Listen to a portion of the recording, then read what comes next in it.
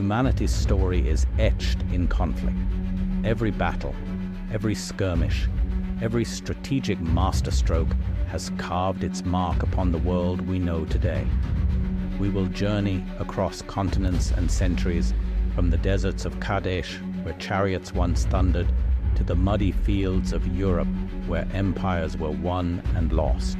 We'll explore the pivotal moments that shaped nations, the brilliant tactics that turned the tide, and the incredible sacrifices made on the front lines.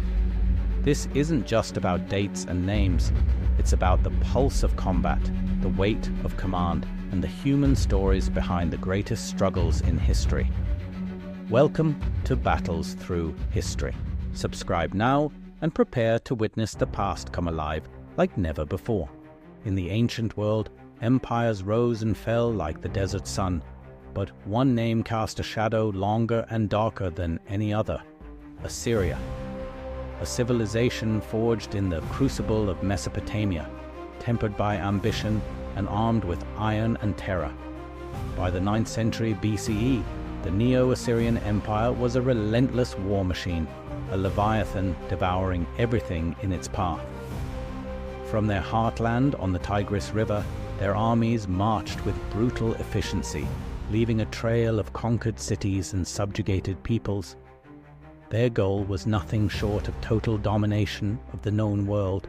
At the helm of this juggernaut was King Shalmaneser III. His reign was defined by one thing: the annual campaign.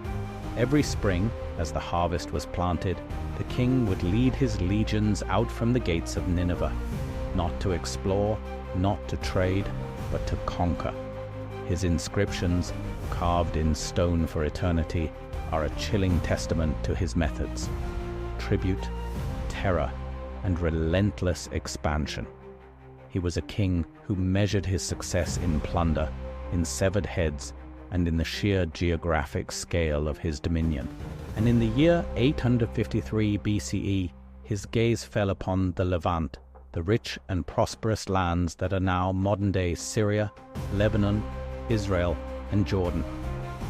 These lands were a patchwork of smaller, independent kingdoms, rich city-states like Damascus, powerful regional players like Israel, and coastal ports that controlled vital trade routes. To Shalmaneser, they were merely the next dominoes to fall, stepping stones on his path to the Mediterranean Sea and the riches of Egypt beyond. His army was a terrifying spectacle, a disciplined professional force armed with the latest military technology. Iron swords, towering siege engines, and a corps of elite chariots that could shatter any battle line. Against this tide of destruction, what hope did the fragmented kingdoms of the Levant have? Standing alone, they would be swept away, their kings executed, their people enslaved, and their cultures erased from history. The Assyrian storm was coming, and time was running out. But this time, something different happened. Faced with certain annihilation, the leaders of the Levant made a radical choice. Instead of fighting alone, instead of trying to appease the Assyrian beast with tribute, they chose to stand together. An idea, as revolutionary as it was desperate, began to spread from city to city, from court to court. The message was simple: unity or death. From the bustling streets of Damascus, its powerful king Hadadezer sent out emissaries.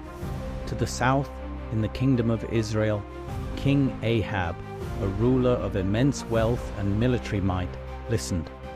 In the kingdom of Hamath, on the banks of the Orontes River, King Irhuleni prepared for the inevitable confrontation. And they were not alone. From the Phoenician coast to the Arabian desert, a grand alliance began to form. The Kurkh Monolith, a victory stele commissioned by Shalmaneser himself, ironically gives us the most detailed list of his enemies. It names 12 kings, a coalition of rivals and former enemies, now united by a common threat. This was a league of gentlemen, a band of brothers forged in the face of Assyrian aggression. They would make their stand at a strategic city on the Orontes River, a place that would be forever etched into the annals of military history, Qarqar. The Assyrian record meticulously lists the forces arrayed against them, intending to highlight the scale of Shalmaneser's supposed victory. But in doing so, it reveals the sheer, staggering power of the coalition. Hadadezer of Damascus brought 1,200 chariots, 1,200 cavalry, and 20,000 infantry. Irhulani of Hamath committed 700 chariots, 700 cavalry, and 10,000 infantry. And the list goes on. Soldiers from Egypt, from Quay, from Urkanata, Arwad, and Usanata. Even a contingent of 1,000 camels from Gindibu the Arab. This was no mere rabble. This was the largest, most diverse army the region had ever assembled. They were putting everything on the line. But within this impressive roster, one entry stands out, a detail that has fascinated historians for centuries.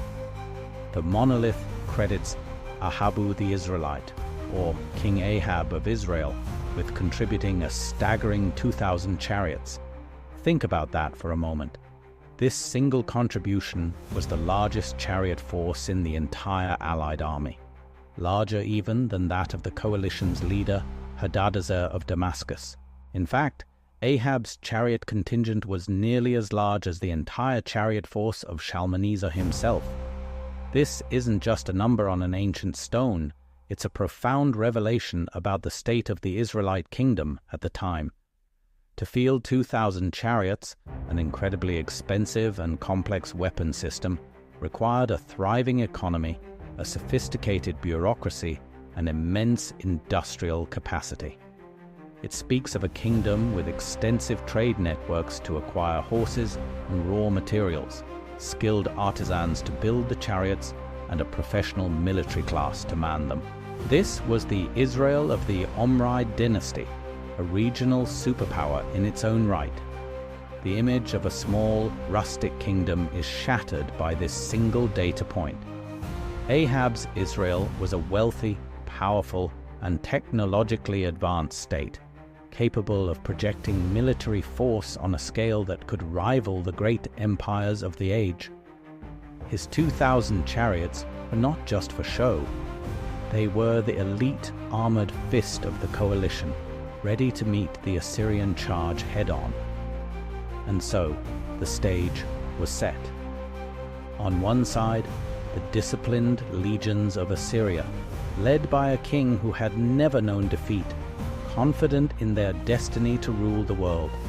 On the other, the desperate, defiant, and unprecedented alliance of the 12 kings, their futures hanging in the balance.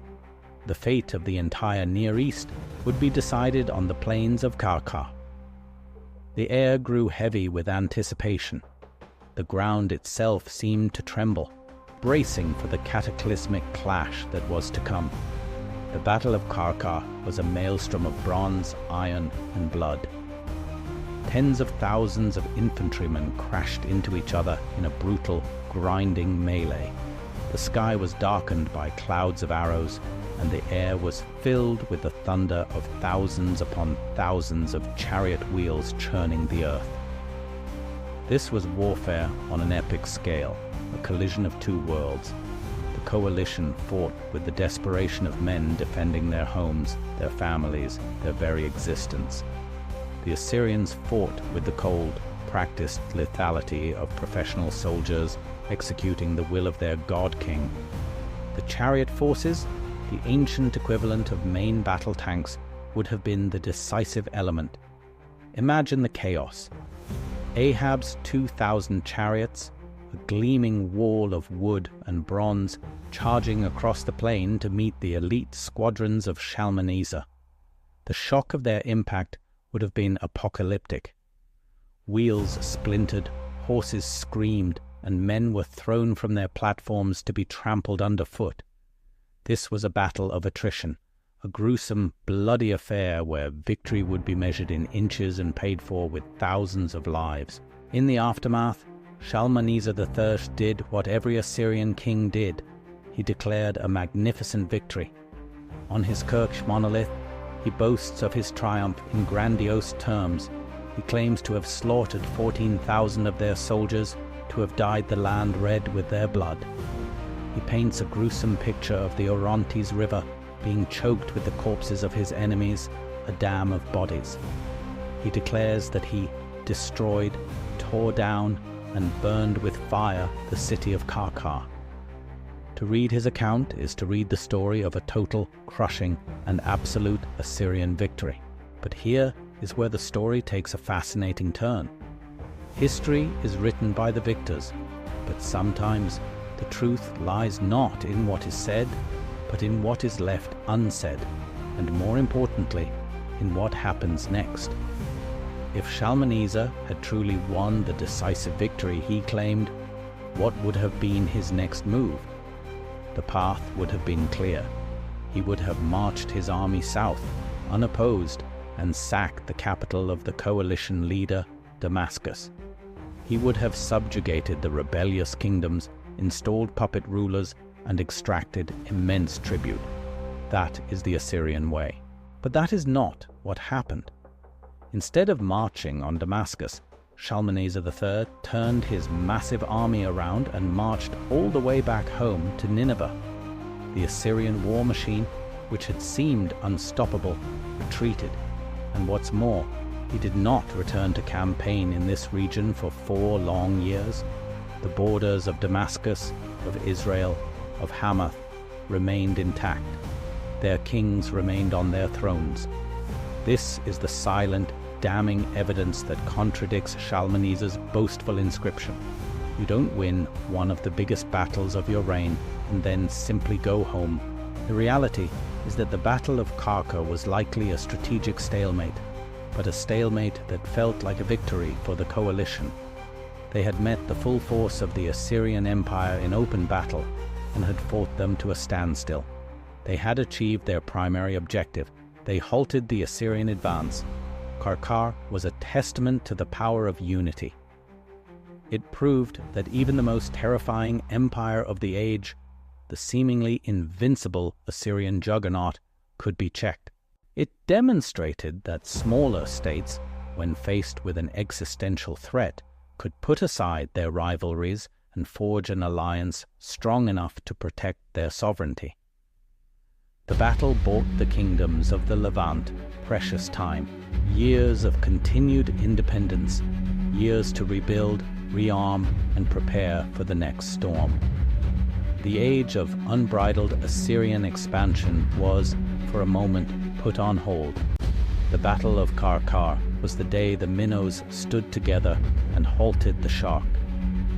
It was a bloody draw that felt like a victory, a battle that shattered the myth of Assyrian invincibility and echoed through the halls of power for generations.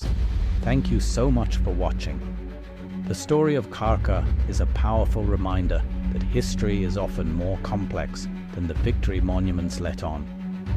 If you found this journey into the ancient world as fascinating as I did, please consider hitting that like button and subscribing to the channel for more deep dives into the epic battles and forgotten stories of our past. We'll see you in the next one. Thank you for journeying with us through the echoes of history's most pivotal battlefields. We hope this exploration into the past has been as insightful for you as it was for us to create. If you enjoyed this deep dive, please show your support by hitting that like button. It truly helps us out.